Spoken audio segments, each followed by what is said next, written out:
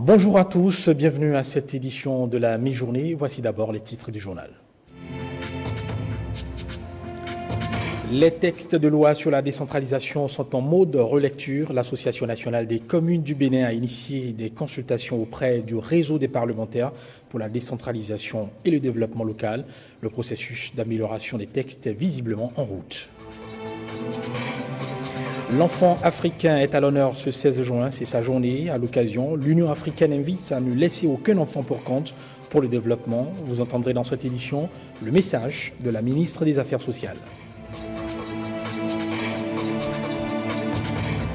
À vos casques, population du département du Borgou, la phase répressive pour non-port de casque démarre lundi prochain. Vous suivrez dans ce journal l'ultimatum des autorités du département.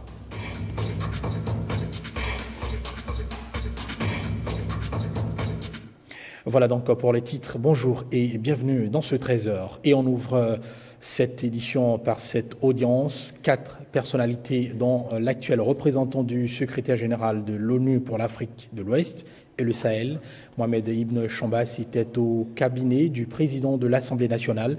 En milieu de semaine, l'homme est venu féliciter le Parlement béninois pour l'adoption récemment de certaines lois. Guillaume Avienon nous fait le point.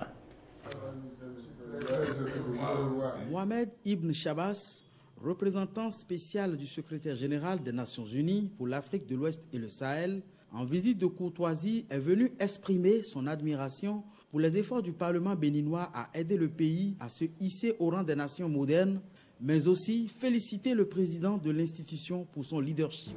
J'ai pris avantage de cette opportunité de le féliciter pour l'adoption de nouvelles code pénal.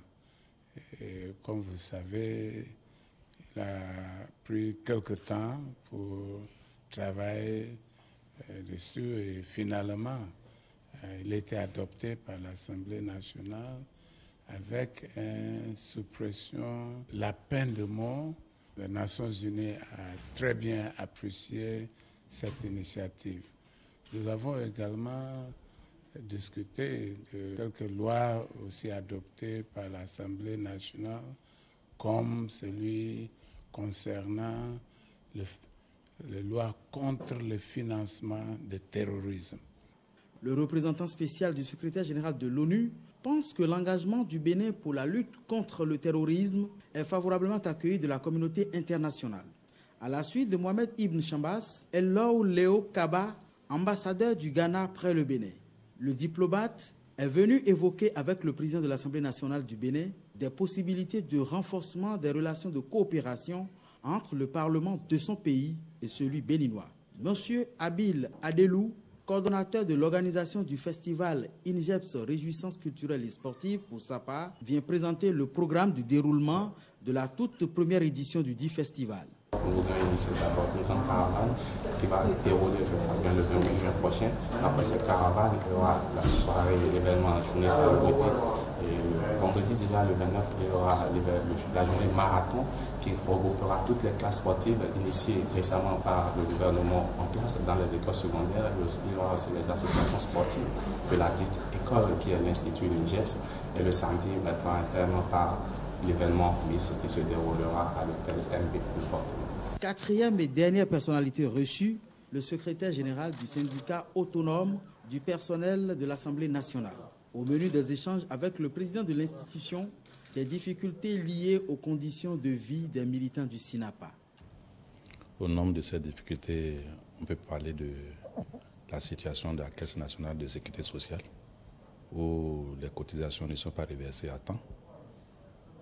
On a parlé du dossier de reclassement et avancement du personnel qui est bloqué depuis 2016.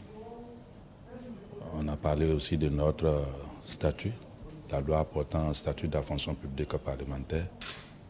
On a demandé l'indulgence du président pour que cette loi-là soit votée avant la fin de cette législature.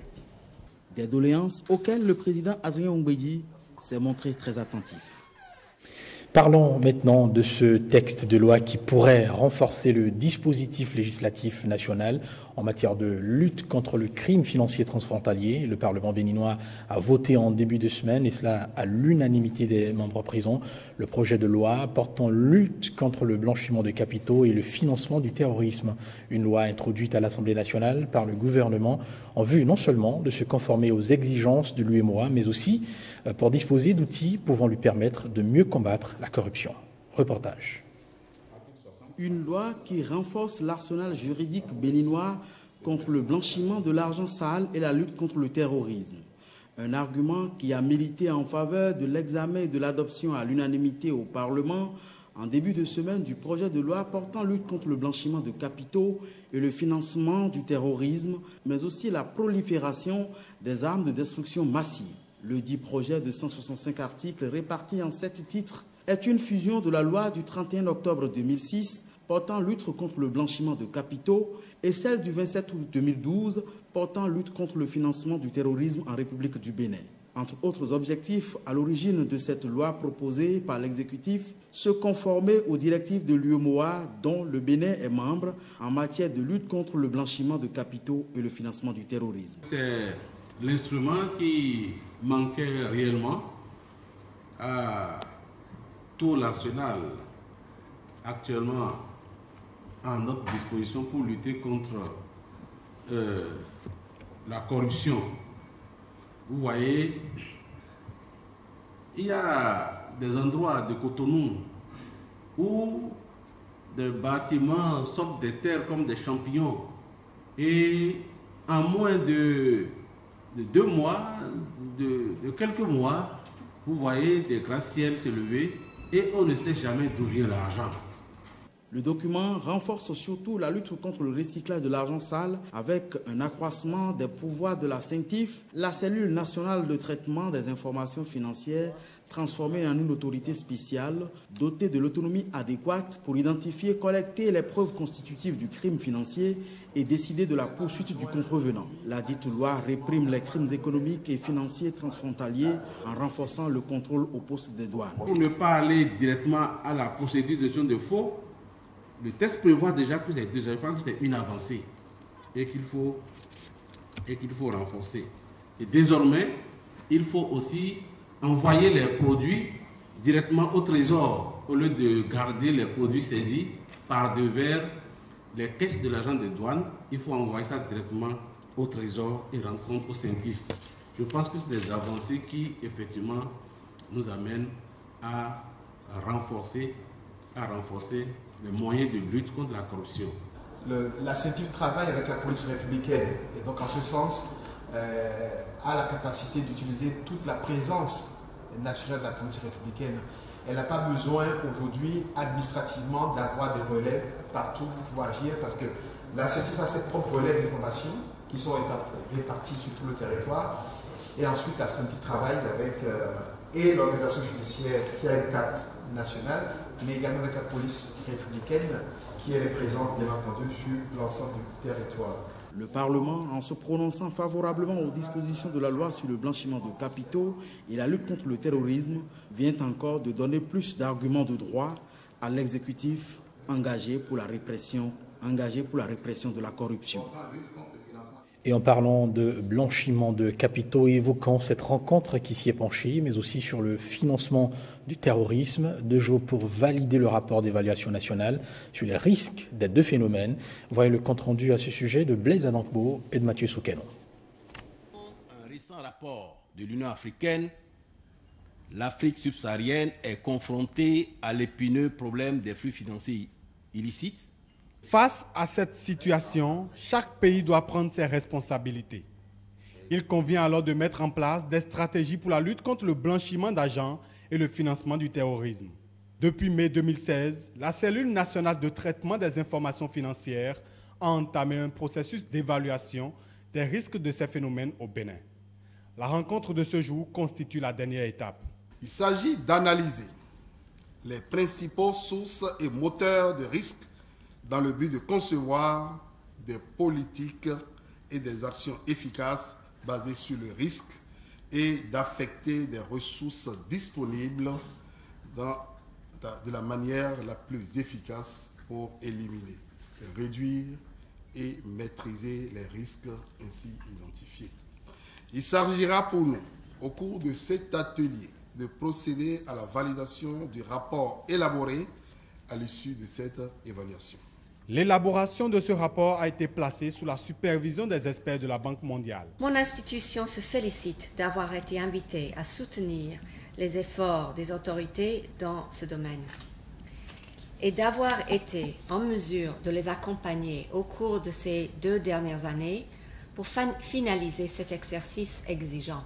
Le GIABA, entendez Groupe intergouvernemental d'action contre le blanchiment d'argent en Afrique de l'Ouest, est associé à l'activité. Donc, face aux menaces que constitue, n'est-ce pas, le blanchiment de capitaux et le financement du terrorisme pour notre pays, il est important que tous les acteurs nationaux s'impliquent à faire cette auto-évaluation. Au thème des travaux, le rapport final sera remis au gouvernement.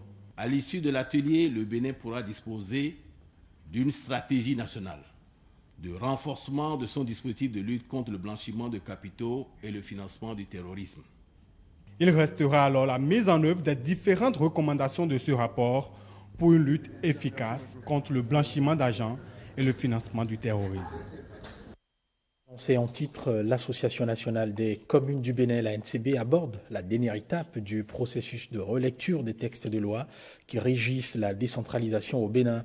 Elle a rencontré le réseau des parlementaires pour la décentralisation en vue d'échanger sur les propositions, les amendements, mais également les modifications qu'elle souhaiterait apporter en vue d'améliorer les lois sur la décentralisation. Reportage. Après 15 ans d'expérience de la décentralisation au Bénin, les différents acteurs se sont rendus compte que les textes de loi par endroits causent d'énormes difficultés dans leur mise en application.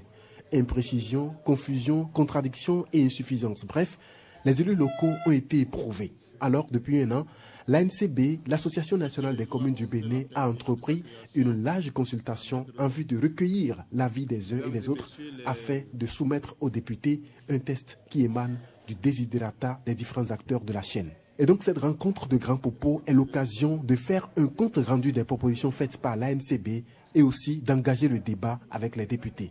C'est des propositions innovantes. L'Association nationale des communes du Bénin souhaite que désormais le maire soit élu au suffrage universel, c'est-à-dire un candidat conduit une liste électorale. Si cette liste remporte plus de suffrages, alors le candidat qui conduit la liste devient d'office maire.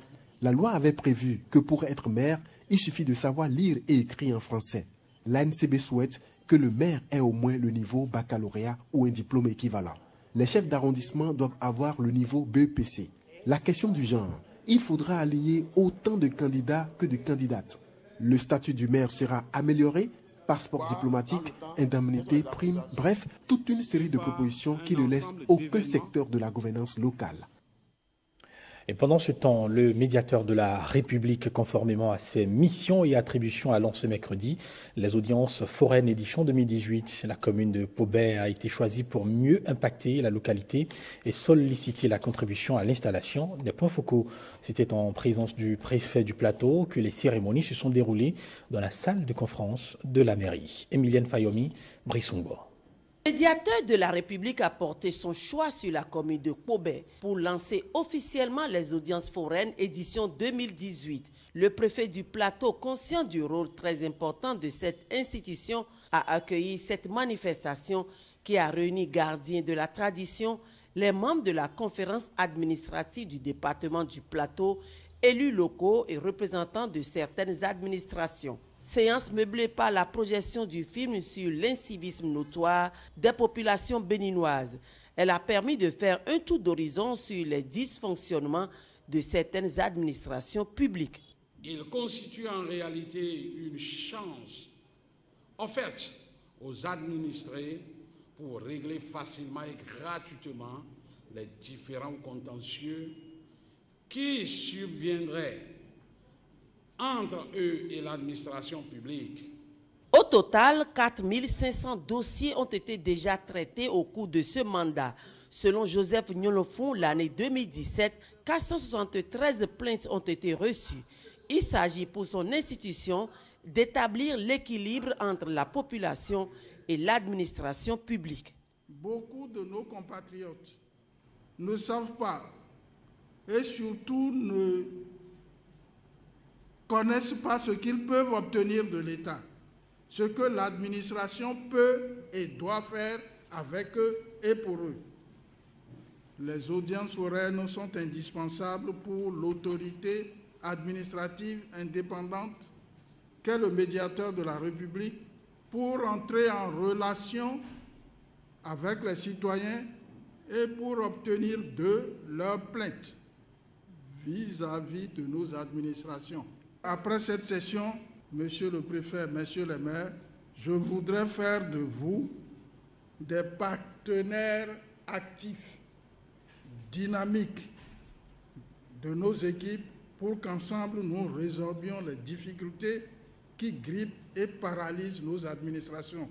Notons que dans les administrations décentralisées, les plaintes ont pour nom les problèmes de lotissement, le bradage des réserves administratives, la constitution de réserves fictives, les licenciements abusifs, la non-fiabilité de l'état civil. Aujourd'hui, nous sommes le 16 juin. Les enfants sont à l'honneur, ceux africains en particulier. C'est la journée de l'enfant africain, une journée pour se rappeler le drame de Soweto de 1976 et s'engager à protéger l'enfant africain. Cette année, l'Union africaine invite à ne laisser aucun enfant pour compte pour le développement. Et à la veille de la célébration, la ministre des Affaires sociales s'est adressée aux Béninois. Je vous propose un extrait de son message au micro de Malini Chibozo et Amitié Samidi.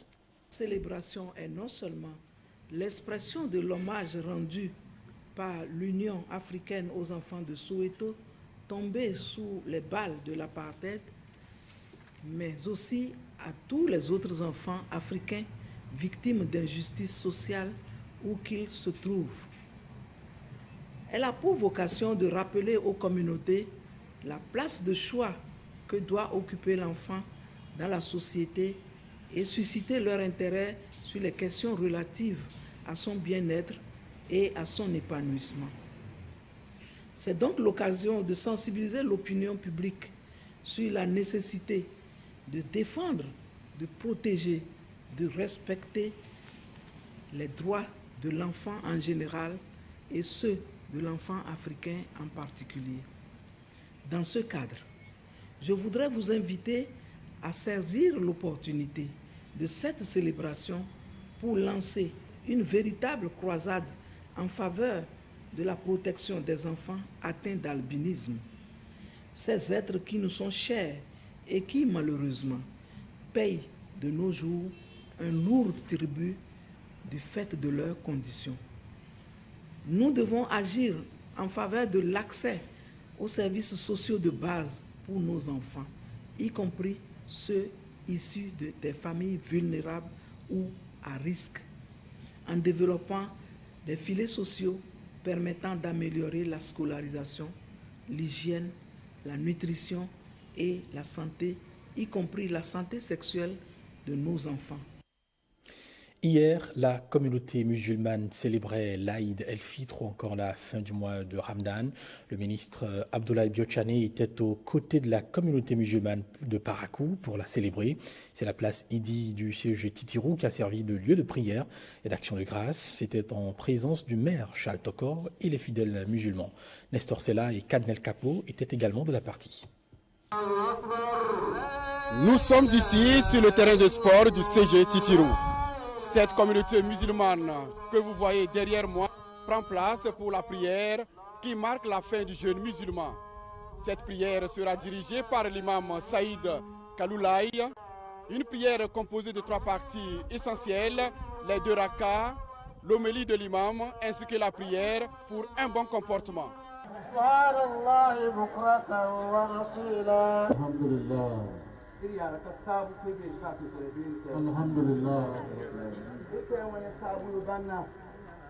L'imam dans son sermon, premièrement, a remercié Allah pour nous avoir permis d'entreprendre le jeûne et pour nous avoir permis de mener différentes adorations.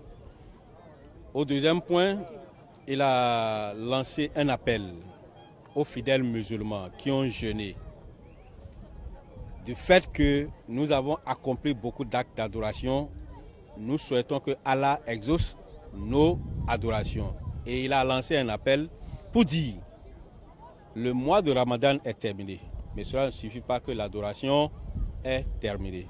Donc nous devons continuer toujours par adorer Allah. Sur place, les autorités rendent aussi grâce à Allah, le Tout-Puissant, pour ses bienfaits durant le mois du Carême. Je veux saluer tous les Paraguayens qui célèbrent aujourd'hui l'Aïd el-Fitr et leur souhaiter bonne fête. Et souhaiter que les prières qui ont été faites pendant tout ce mois de Ramadan soient acceptées par Allah, notre Seigneur. Je veux saluer aussi la mémoire de notre ami, de notre frère, Mohamed Nonsou, qui est décédé il y a quelques jours et qui vient d'être enterré. Que Dieu l'accepte dans son paradis et qu'il donne le courage à toute sa famille, à son épouse. L'imam Saïd, dans son sermon, a exhorté les fidèles musulmans à garder le cap de bonnes pratiques qui honorent Allah le Tout-Puissant. Message reçu, ces fidèles reprennent le chemin de leur domicile pour la fête en famille. Je vous l'annonçais en titre, le port de casque, le port systématique de casque sera bientôt une réalité dans le département du Borgou. C'est du moins ce que nous dit le directeur départemental de la police républicaine du Borgou, qui a initié depuis lundi à Parakou la phase de sensibilisation sur le port de casque, la ceinture de sécurité et l'immatriculation des motos. S'en suivra ensuite la phase répressive qui sera effective dès lundi prochain. Benjamin Denayon et Dorcas Tito étaient sur le terrain, suivant le reportage. Plus que quelques jours avant la phase répressive du port obligatoire de casque à moto dans le département du Borgou. À Parakou, les usagers de la route sont sensibilisés sur l'importance du casque. On n'est pas là pour vous taquiner, on est là pour vous sécuriser. Le port de casque, c'est pour votre propre sécurité. J'ai pris service ici le 1er avril. Du 1er avril à ce jour, on n'a pas encore enregistré des bandits qui ont tué des gens. Mais on a déjà enregistré plus de 30 morts dans la ville de Parakou pour cause d'accidents, pour non-port de casque. Des chiffres alarmants qui justifient aisément le bien fondé de cette opération. Les protections de l'intérieur du casque maintiennent la tête pour lui empêcher de faire de violents mouvements qui vont conduire le cerveau qui est à l'intérieur du liquide céphalo-rachidien de bouger de plus d'1 millimètre. J'aurais appris que la répression du port de casque peut échouer ou va échouer à Parakou. Je vous rassure qu'avec moi ou avec mon équipe ou avec tout le personnel de la direction départementale de la police républicaine du Borgou, nous n'échouerons pas. Ce serait une réalité dès la semaine prochaine. Je vais interpeller les gens et la répression sera effective. Une répression qui va participer à la réduction du taux d'accident enregistré dans la ville de Parakou. Le casque ne coûte pas cher. C'est à raison de 10 000 francs. Or, si on vous interpelle, vous allez payer au-delà de 10 000 francs chaque an.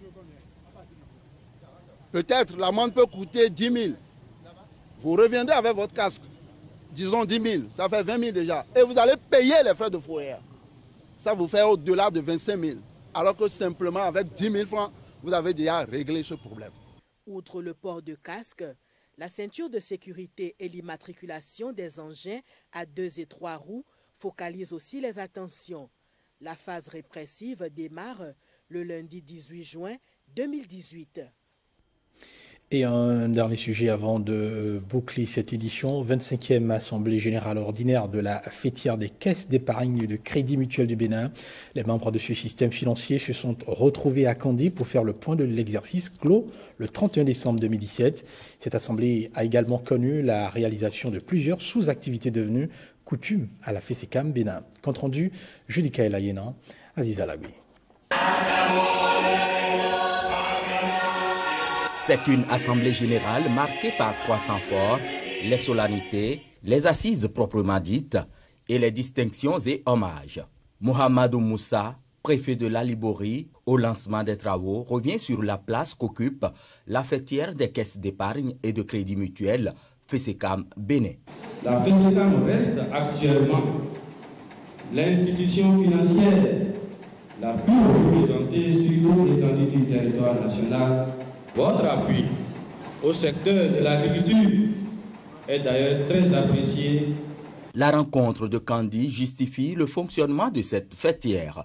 C'est l'occasion d'informer, de faire le point, de rendre compte aux sociétaires des actions entreprises et des résultats obtenus au bout d'un exercice. Un compte rendu intégral de l'exercice échu 2017 est fait à l'endroit de l'assistance. Au bilan, le taux d'exécution de cette planification exercice 2017, globalement satisfaisant, mérite un encouragement. Cependant, notre satisfaction est tempérée par les difficultés rencontrées jusqu'à présent. Pour contrer la concurrence de plus en plus agressive, un diagnostic est posé. Il ressort de façon pressante une actualisation des capacités du capital humain et matériel. Cette option est aussi soutenue par les partenaires sociaux. La relation employé-employé doit être empreinte d'écoute mutuelle. Les partenaires sociaux par ma voix vous réaffirment leur disponibilité permanente à accompagner le réseau vers les performances plus grandes. 33 caisses locales, 136 points de service au plan national satisfont les exigences d'une clientèle toujours croissante. 12 millions de francs sont débloqués pour distinguer les meilleurs agents et entités du réseau.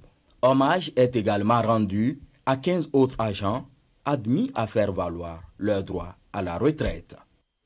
Ce sera tout pour cette édition. Merci de l'avoir suivi de bout en bout. Je vous souhaite de passer une excellente fin de week-end, de semaine. À très bientôt.